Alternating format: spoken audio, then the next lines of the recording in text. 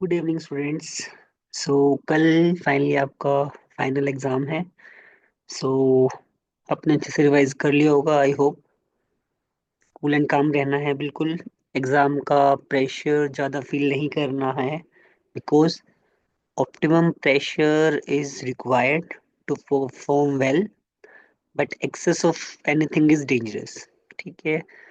तो कुछ छोटी छोटी बातें हैं जिनका ध्यान रखना है, जैसे अगर आपसे पूछ लिया जाए ट्रांसफॉर्मर का वर्किंग प्रिंसिपल, तो आप क्या लिखेंगे? It is based on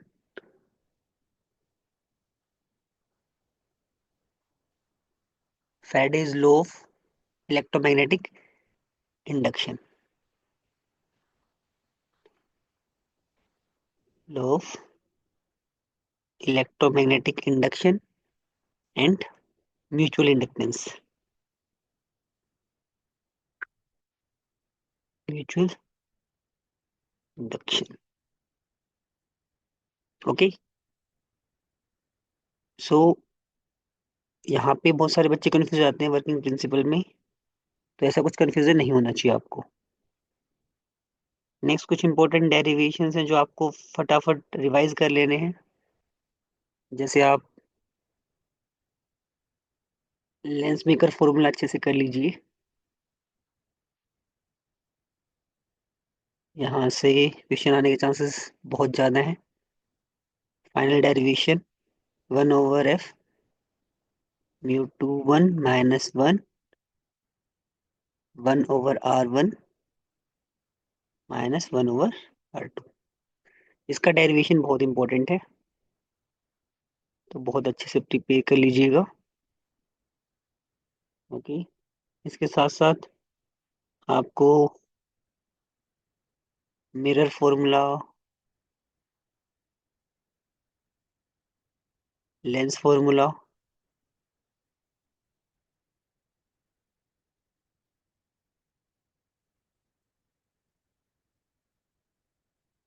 अच्छे से डेरिवेशन वर्क को पढ़ लीजिएगा।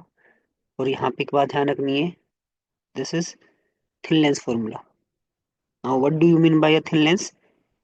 जहाँ पे जो एपरेचर है वो रेडियस से क्या होना चाहिए? For example this is a biconvex lens.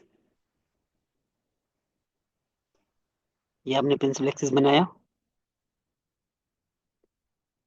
तो ये किस स्फीयर का पार्ट होगा? तो रेडियस ऑफ कर्वेचर आपको पता होती है क्या होती है। तो ये जो स्फेरिकल पार्ट होता है basically, this arc length, this is basically aperture. तो एपरेचर की वैल्यू बहुत कम होती है रेडियस ऑफ कर्वेचर से। सो ऐसे लेंसेज को हम लोग थिन लेंसेज बोलते हैं। नेक्स्ट एक इम्पोर्टेंट टॉपिक है conditions of total internal reflection. पता होना चाहिए, इंपॉर्टेंट सवाल बनता है यहाँ से भी। ओके। इसकी कंडीशंस भी बहुत अच्छे से पढ़ लेनी है।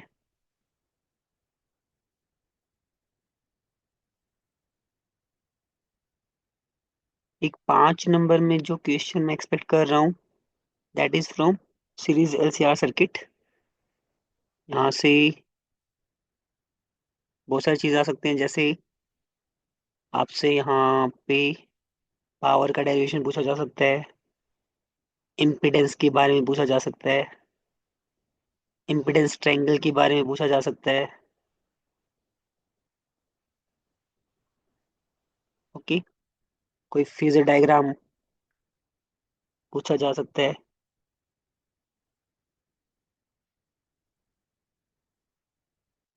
और पावर फैक्टर के बारे में पूछा जा सकता है।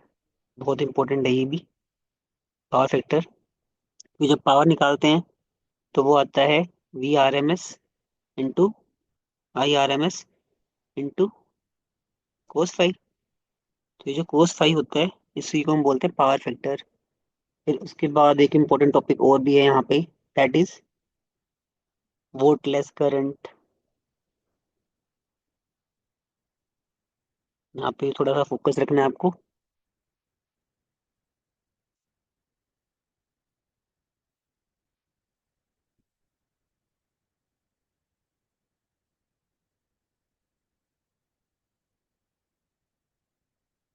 और आपको क्या पढ़ना चाहिए? कोलम्स लॉ पे बेस्ड कुछ न्यूमेरिकल ट्राई करने होंगे।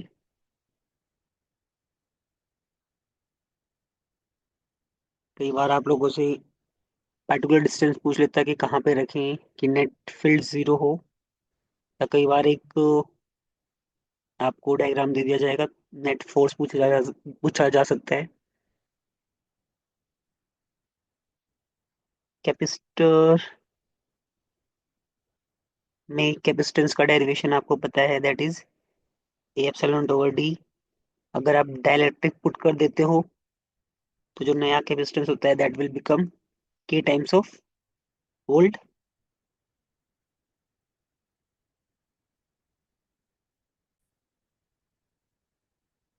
तो ये जो फॉर्मूला है यहाँ पे आपको हर एक चीज पता होना चाहिए क्या होता है।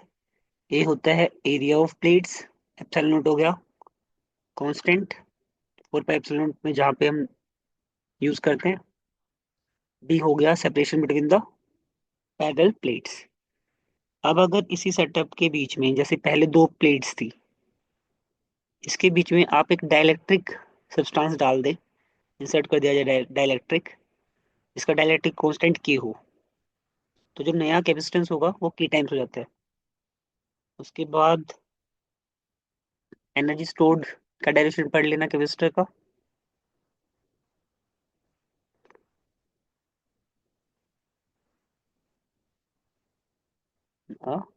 Capacitor that is half of C V square, बाकी फॉर्मूले भी हो सकते हैं। नेक्स्ट, जो कैपेसिटेंस सीरीज में और पैरेलल में निकालते हैं इफेक्टिव, जैसे सीरीज में हो जाता है 1/CS will be 1/C1 1/C2 up to 1/CN। अगर पैरेलल में जोड़ते हैं बहुत सारे कैपेसिटर्स को तो C1 + C2 up to CN। तो यहाँ से एक न्यूमेरिकल आने के चांसेस हैं। आपको एक सर्किट डायग्राम दे दिया जाएगा तो वहाँ पे इफेक्टिव कैपेसिटेंस पूछा जा सकता है। ये भी इम्पोर्टेंट टॉपिक है।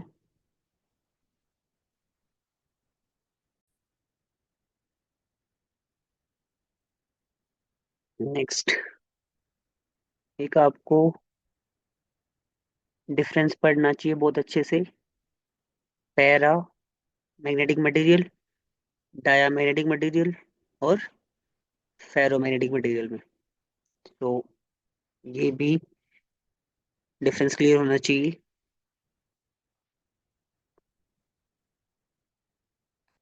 एक आपको पता होगा इलेक्ट्रोमैग्नेटिक स्पेक्ट्रम, चक्षु, IMR, gamma rays, X rays, ultraviolet, visible, infrared, micro, radio, इनका आपको फ्रीक्वेंसी का और वेवलेंथ का ऑर्डर पता होना चाहिए। इनके यूजेस भी पता होने चाहिए सभी के। वहां से भी क्विज क्वेश्चन आपको मिलेगा ही मिलेगा। एक आपको पता होगा जो दो कांस्टेंट होते हैं उनको हम लोग ऐसे जोड़ देते हैं, C² इज 1/ε0 μ0। परमिटिविटी, परमिबिलिटी, तो यहाँ से C आ जाता है 1/√ऑफ μ0 E0। ये भी इंपॉर्टेंट डेरिवेशन है, कर लीजिएगा।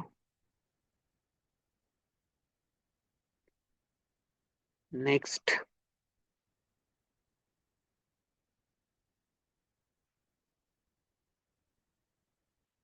आपको electric field due to a dipole at equatorial position, at axial position at any point, like कोई ऐसा पॉइंट हो जो ना इक्वेटोरियल पे हो ना एक्सिल पे हो, इन बिटवीन हो, तो वहाँ वाला डेरिवेशन में इंपॉर्टेंट है, ये भी आपको अच्छे से करना चाहिए।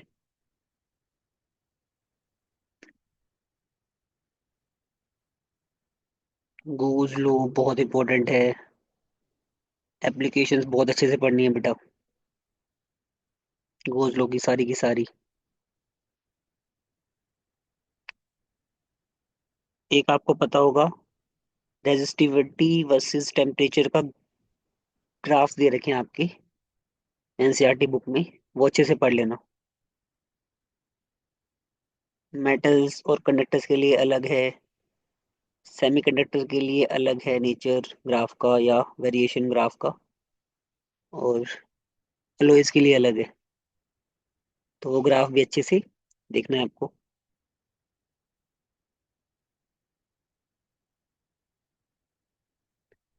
मूविंग कोयल गैल्वेनोमीटर, आप मूविंग कोयल गैल्वेनोमीटर को एमीटर में कैसे कन्वर्ट कर सकते हो?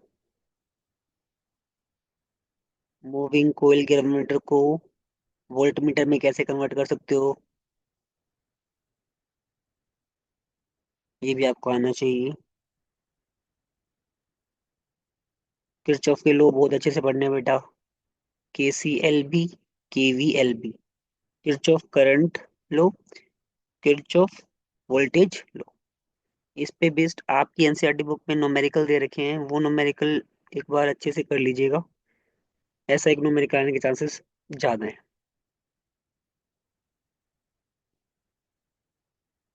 एक सेल्फ इंडक्टेंस का डेरिवेशन है बेटा, और एक म्यूचुअल इंडक्टेंस का डेरिवेशन है, इसको भी एक बार लिख के देख लीजिएगा। इनमें से भी कोई एक आना चाहिए पेपर में।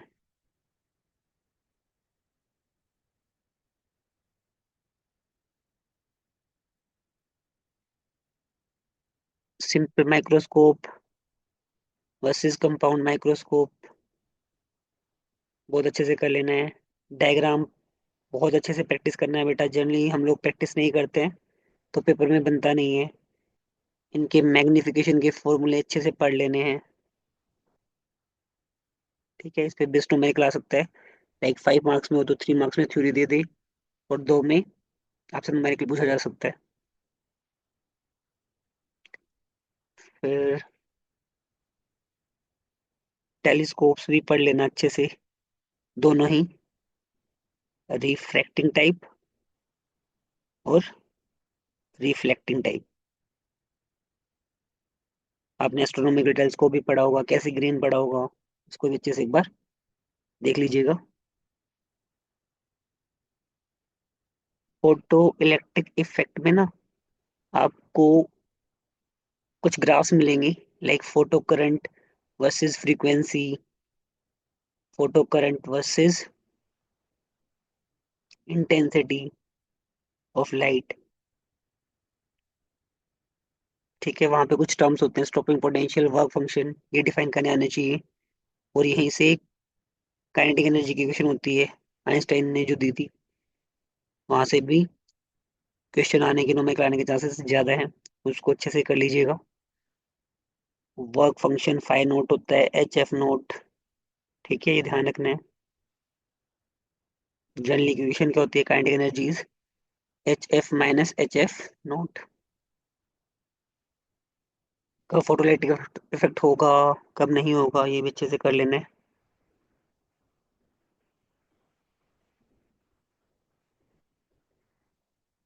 यंग्स डबल स्लिट एक्सपेरिमेंट को बहुत अच्छे से पढ़ लेना है बेटा, इसके दोनों केसेस, कंस्ट्रक्टिव इंटरफेरेंस भी, डिस्ट्रक्टिव इंटरफेरेंस भी, बहुत अच्छे से पढ़ना है। इंटरफेरेंस वर्सेस डिफ्रैक्शन में आपको डिफरेंस पता होना चाहिए क्या होता है।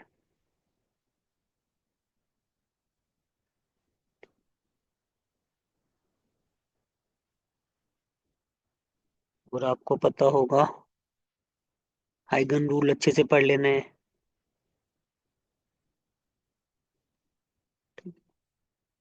वेव फ्रंट के बारे में पढ़ लेना, types of wave front.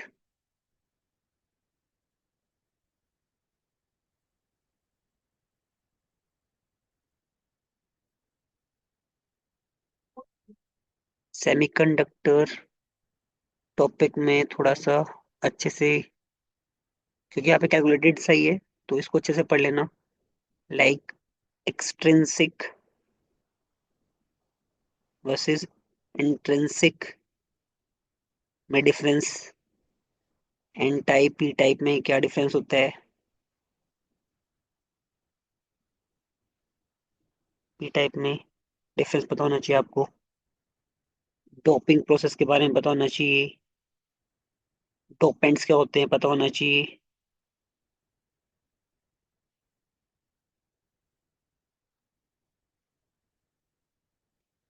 Depletion region या डिप्लीशन लेयर की थिकनेस पे क्या इफेक्ट पड़ता है, और पीएन जंक्शन को अच्छे से पढ़ना है। डायोड, जिना डायोड के बारे में पढ़ लेना अच्छे से। सिंबल क्या होता है, कैसे बनाते हो। और मोस्ट इंपॉर्टेंट जो मुझे यहाँ से लग रहा है, that is half wave rectifier and full wave rectifier. इसको बहुत अच्छे से पढ़ लेना बेटा, इंपॉर्टेंट है। ठीक है।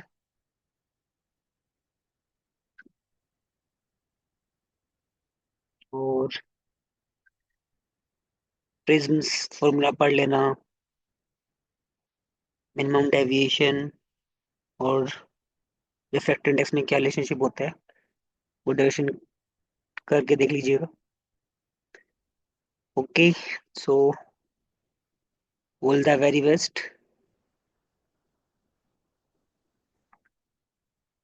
कूल एंड काम रह के एग्जाम देना है।